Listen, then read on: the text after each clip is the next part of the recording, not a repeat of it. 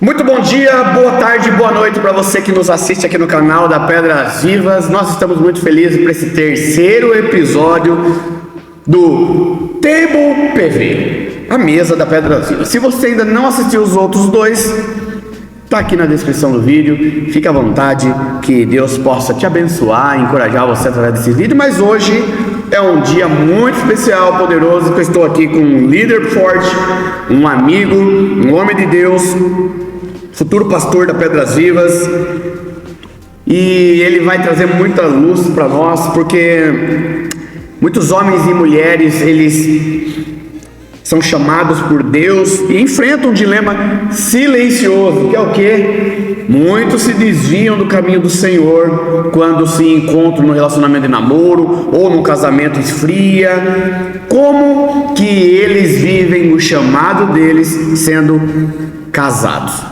Eu recebo aqui hoje na mesa William Rodrigues. Seja bem-vindo, meu amigo, é muito bom ter você aqui. Se apresente um pouquinho, dê um oi para o nosso público. Bom dia, boa tarde, boa noite. Prazer, meu nome é William Rodrigues. É um prazer gigantesco estar aqui nessa mesa. É muito prazeroso estar na mesa contigo, um amigo de longa data. Quando você me convidou para esse tema, achei um tema muito importante para os dias de hoje. Porque existem muitas pessoas que entram no relacionamento sem entender o seu próprio chamado antes. Então, tem muitas complicações. Tem uma frase que o senhor sempre falou: quando você casa errado, não tem escolha, você não vai separar e tentar viver, você tem o dobro do trabalho. Isso aí. Então é recrutamento, né? Quando recruta errado, você vai ter que investir mais tempo, mais dinheiro, para que as coisas deem certo. E é muito bom estar aqui. Eu conheço o Will aí há mais de 25 anos, ele é casado com a Larissa, pai do Noah. E ele é líder do Ministério de Comunicação da igreja, na parte de mídias, assessoria e, entre outras coisas, caminha junto com a gente aqui no Ministério. E eu quero fazer algumas perguntas para você. Eu vou fazer perguntas do reino, do ministério, da sua casa. E, pessoal, eu tenho certeza que vai agregar muito, principalmente os jovens que estão querendo casar, os jovens que estão querendo namorar, os jovens que têm um chamado, são solteiros, ou os jovens que já são casados e entendeu o chamado agora depois de casado, como fazer esses ajustes para que o homem não atrapalhe o chamado da mulher e a mulher não atrapalhe o chamado do homem. Tem que ter um equilíbrio, certo? Exato. Mas eu quero perguntar para você, e quero que você primeiro comece falando para nós como que tem sido a sua experiência de começar, né, a estar vivendo o seu chamado, aquele chamado que você ouviu há bastante tempo e hoje, de fato, você pode estar dizendo que você está vivendo esse chamado. Como que é viver o chamado do Senhor Jesus, sendo casado, pai? Como que funciona para você? Como que é? Hoje estar vivendo esse chamado é maravilhoso, porque quando eu ouvi ele há mais ou menos 12 anos atrás que eu recebi esse chamado, eu não entendi na época, porque era muito 12 imaturo. anos. Faz 12 anos que eu recebi esse chamado do Senhor, que eu entendi e não compreendi. Mas por quê? Porque quando ele falou para mim assim: você vai ser profeta para a nação. Eu falei, eu pensava muito local. E eu estava numa igreja local que não tinha essa visão aberta. Então eu fiquei naquilo. Não, eu vou estar aqui, eu vou receber do Senhor, entregar, amém. Vou viver isso e tá bom. Então eu me contentava com aquilo. Só que no desenvolver dos anos, muitas coisas foram acontecendo, eu me distanciei, eu me desviei. Tive uma fase da minha vida com bebidas que não me alegro, mas foi uma experiência que hoje me ajuda a falar com pessoas desse tipo, que eu posso orientá-las. Mas quando eu retornei para o Senhor, que eu fui compreender e entender e aceitar o meu chamado. Isso é importante. Eu quero fazer, a primeira pergunta que eu quero fazer para você: como que você tem vivido o equilíbrio entre seu chamado, né, que Deus te deu aí há 12 anos, que você falou para nós, e a construção do seu casamento ao longo desses, acho que é 8 anos que você está casado? Vai fazer 8 anos. Como que você tem vivido o equilíbrio disso? Como que você equilibra sua casa, seu chamado, seu filho, seu trabalho? Como que você faz esse equilíbrio? Como você administra isso? No começo foi muito complicado, porque eu fazia muito para um e bem pouco para o outro. Você não dosava bem. Não sabia dosar. Ou eu estava fazendo muito para a igreja e para o meu chamado, e deixava o relacionamento de lado, ou eu fazia muito em casa e não entregava total na igreja. Então, A Larissa foi uma mulher, ela é uma mulher muito esperta, muito inteligente, e ela sempre me apresentou esses dois lados. Ela falou: não adianta você se entregar por inteiro na igreja, mas esquecer seu ministério em casa. Ou não adianta você se entregar em casa e não fazer o da igreja. Ok. Porque você vai viver num conflito e não vai fazer bem nenhum nem outro. E essas conversas eram tranquilas ou já no momento que já estava meio acalorado? Como que funcionava? Chegou várias vezes no momento acalorado, que ela sempre queria sentar para conversar, eu tô corrido, tô ocupado, pá. Aí chegava no momento que explodia, aí chegava Vocês entravam nesses conflitos. E vocês batiam um papo. Eu acho que o principal é você ser transparente, né? Sim. E o legal desses conflitos é que eu lembro até hoje, quando a gente começou a namorar, a gente pensou em casar, uma das principais conversas que a gente teve, ela falou: a gente pode até brigar, só que a gente nunca vai dormir brigado. Ok. Então a gente já chegou aí dormir 3, 4 horas da manhã porque não tinha resolvido o conflito. Legal. Então a gente, se resolveu o conflito, a gente nunca dormiram brigado. Nunca dormimos brigado. Isso daí é um exemplo para nós, hein? Isso é um exemplo para nós, porque relacionamento é tirar uma pessoa de um estilo de vida, de um lugar, tirar outra pessoa de outro estilo de vida e juntar os dois dentro, debaixo de um teto, né? Exato. Vai existir conflitos. Nem existe casamento sem conflito, né? Não é 100% compatível. Exatamente. Mas você sabe que, em cima disso que você está me falando, quais que foram os momentos mais marcantes assim na sua vida, desde que você casou e você percebeu que Deus estava te tratando, te moldando através do seu casamento, mesmo nas diferenças que você tem com a Larissa? Eu senti que Deus começou a me tratar mesmo quando a gente tentou engravidar. Ah, legal. Que a gente passou 2 anos tentando e não vinha. Não conseguia, não dava. 2 anos? 2 anos de tentativas e não dava. Aí ela se frustrava, eu me frustrava, um começou a falar não se acusar, mas pensar que tipo, eu tenho problema, ou ela, eu tenho problema. Então a gente sempre trazia a culpa um para o outro. E a gente falou: não, peraí, a gente está fazendo errado, a gente está focando muito nisso, esquecendo o nosso ministério. Vamos viver o nosso ministério, quando for o tempo de Deus, vai vir. E foi aí que a gente entendeu.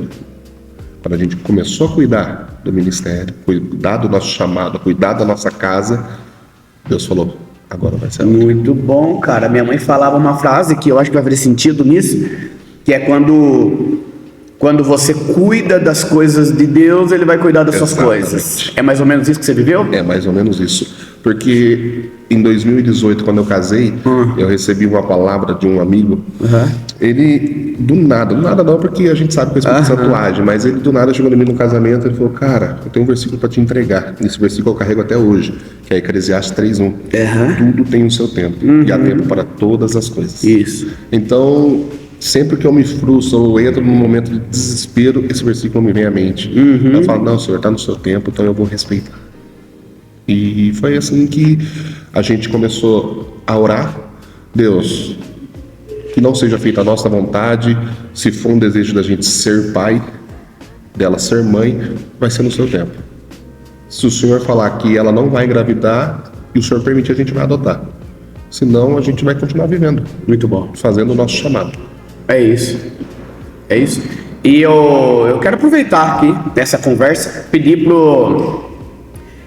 para a galera que está assistindo esse canal, se está fazendo sentido para você que é jovem, você que é casado, você que quer casar, curte aí esse vídeo, inscreva no canal, deixa um comentário, porque eu tenho certeza que isso aqui vai edificar você. Eu tenho relatos, Will, eu tenho muitos relatos que chegam para mim, assim quando eu estava pastoreando o campus de Santo Antônio de Poços, eu estou pastoreando agora o campus Pedras Vivas de Valinhos. Eu tenho muitos relatos de que o homem, ele tem a certeza do seu chamado, mas a mulher, ela não tem tanta certeza, ela não se joga tanto com o marido, ou vice-versa, a mulher tem a certeza, mas o marido não se joga tanto, e fica nesse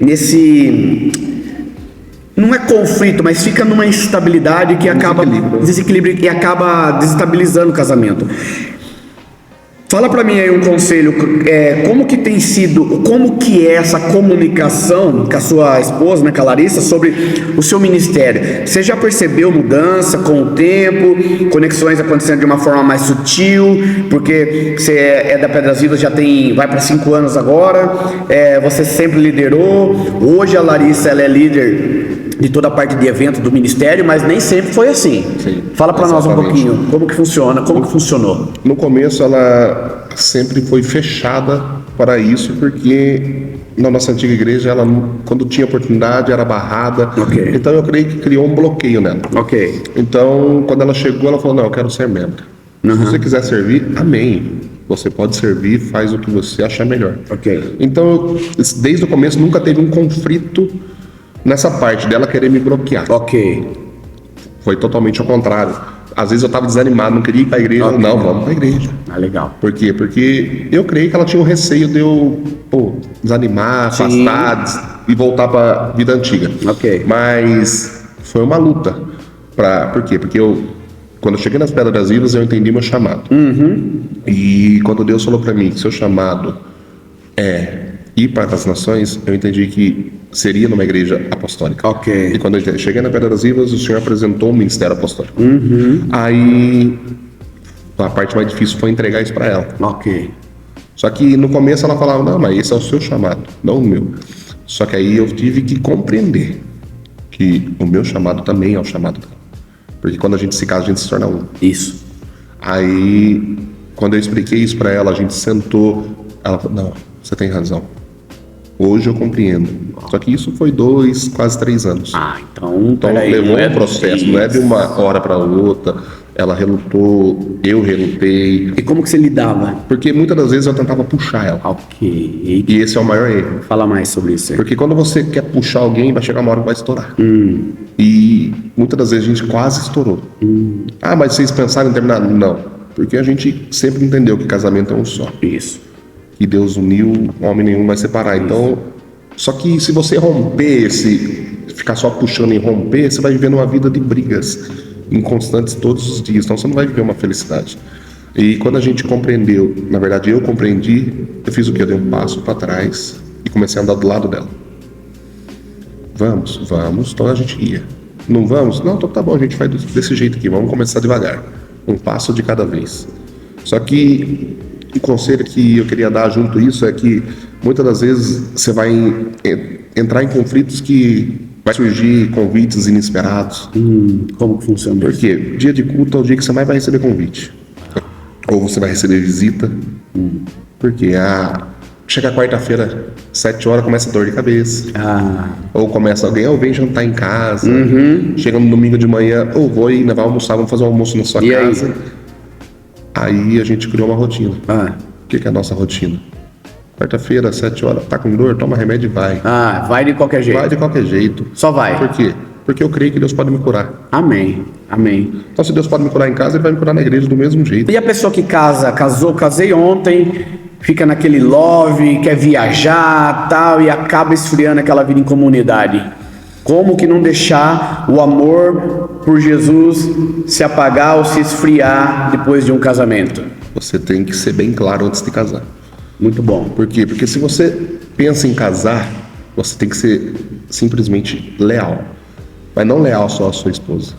Leal a Deus que te uniu. Ok. Então se você, vou casar hoje. Ok. Tá bom, vai pra sua lua de mel. Desfruta desse tempo. Sim. É um tempo merecedor para você e para sua esposa.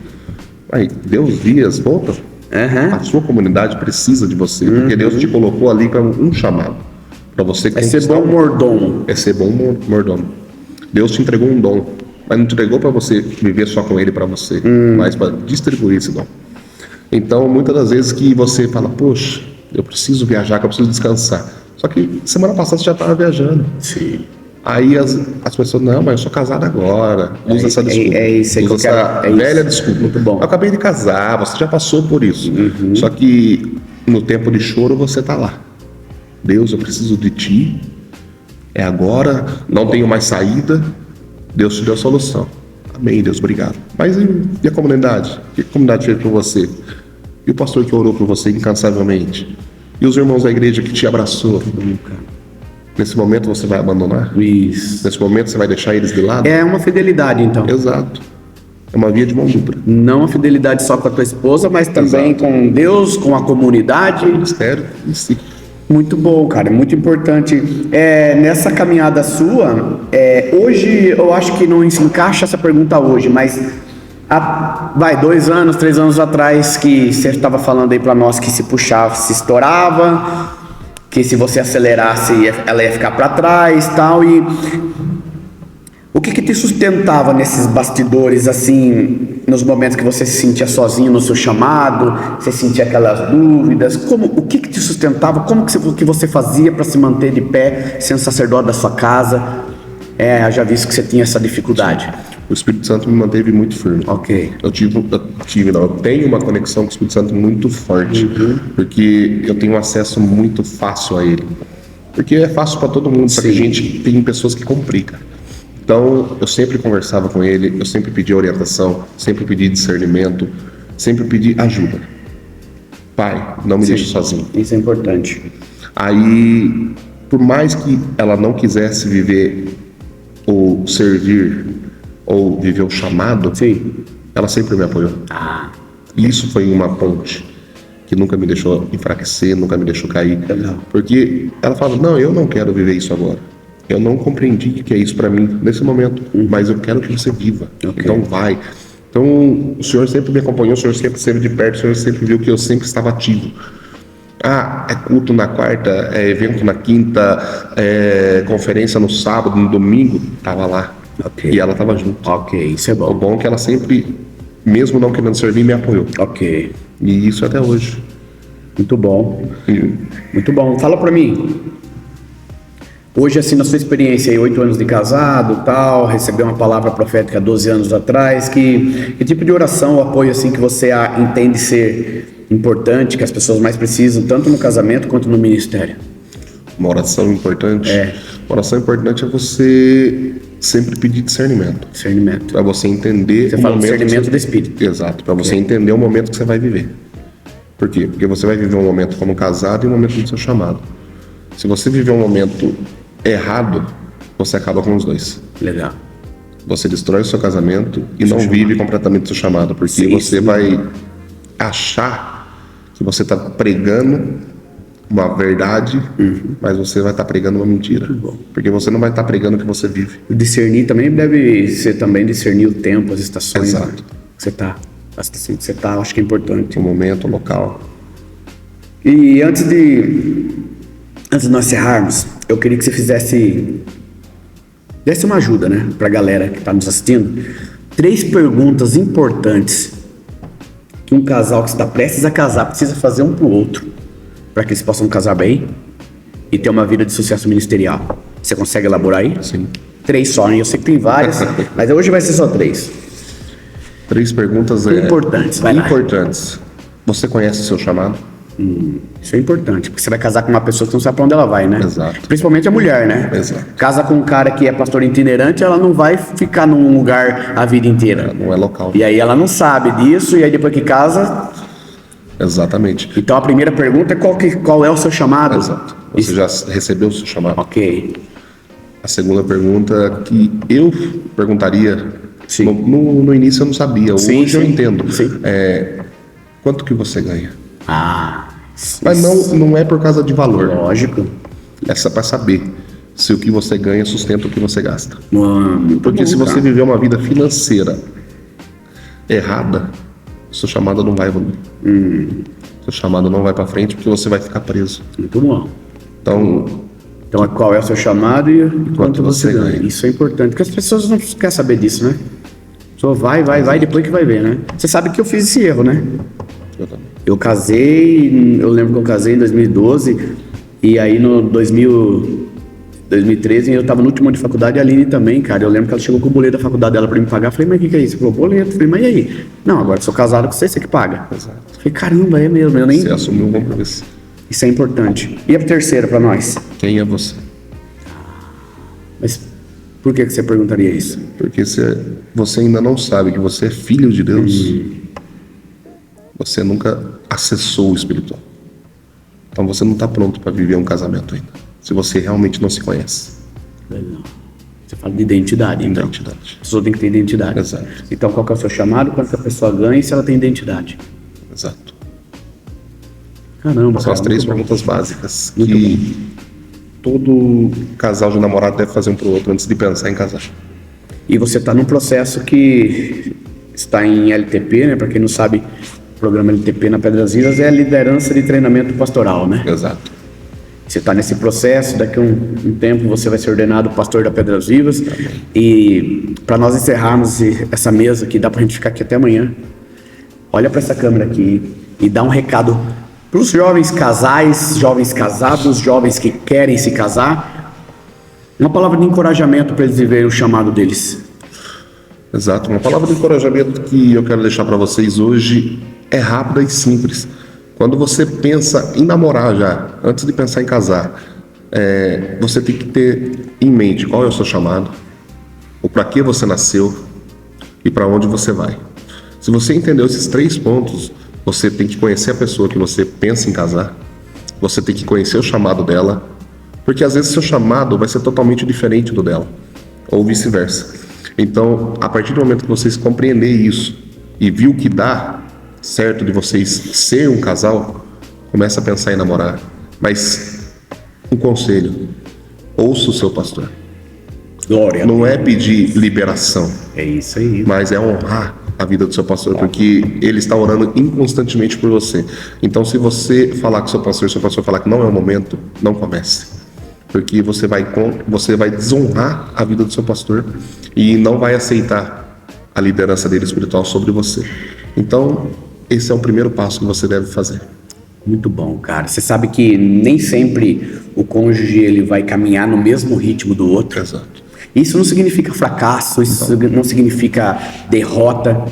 Lá em Coríntios fala que o amor é paciente, então tenha paciência com o seu cônjuge, né? Tenha calma, porque você não vai estar sozinho, o Espírito Santo vai te ajudar. A palavra também fala para nós que um cordão de 3 dobras ele não se quebra. Exatamente. Então, a gente tendo o Espírito Santo no nosso meio, né? Eu, a minha esposa, o Espírito Santo e a minha esposa, a gente vai dar certo. Cara, é sempre um prazer estar com você. Prazer todo meu. A gente vai voltar mais vezes nessa mesa. Espero ter abençoado sua vida aí de casa, junto com o Will. E, mais uma vez, muito obrigado para você que nos assiste, que nos acompanha. Esse 3º episódio já, né? Que benção. Dá um like aí, compartilha esse vídeo para o máximo de pessoas que você puder. Se inscreva no canal, ative o sininho de notificação para que você possa ser notificado das nossas novidades. Que Deus te abençoe. Obrigado mais uma vez. Somos uma igreja viva, criativa e dinâmica. Somos uma família com destino. Nós somos Pedras Vivas. Deus te abençoe e até a próxima.